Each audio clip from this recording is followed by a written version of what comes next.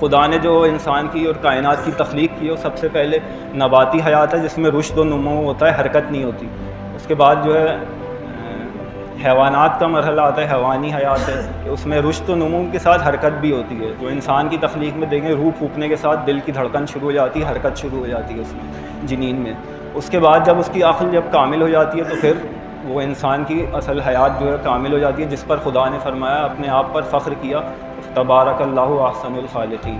تو انسان پر منحصر ہے کہ اپنے آپ کو جو ہے وہ اس مرحلے تک روک دے، حیوانی مرحلے تک، یعنی خواہشات کے پیچھے چلتا رہے، یہ بھی حاصل کر لوں وہ بھی حاصل کر لوں. اور اس میں اگر چلتا رہے گا تو وہ اولئک کالانعام بل ہم اضل، اس سے بھی برتر اور بدتر ہو جائے گا. اس کو چھوڑ دے، اپنی خواہشات کو عقل کے تابع کر لے تو فرشتوں سے افضل ہو جائے گا. اور اگر ایسا نہیں کرے گا تو کیا ہوگا؟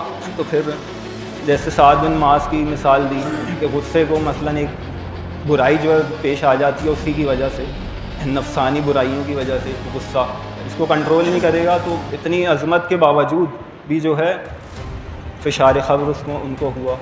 دوسرا یہ کہ ایسا کہ خدا کے لیے انجام دیے جانے والے اعمال جو ہیں اس میں اخلاص ضروری ہے. جیسے امیر المومنین کی مثال، ابن عبدوت کو غصے کی حالت میں نہیں بلکہ خدا کے لیے خالصتاً جب قتل کیا تو پھر آپ کی یہی ایک ضربت جو ہے ثقلین کی عبادت سے افضل ہو گئی.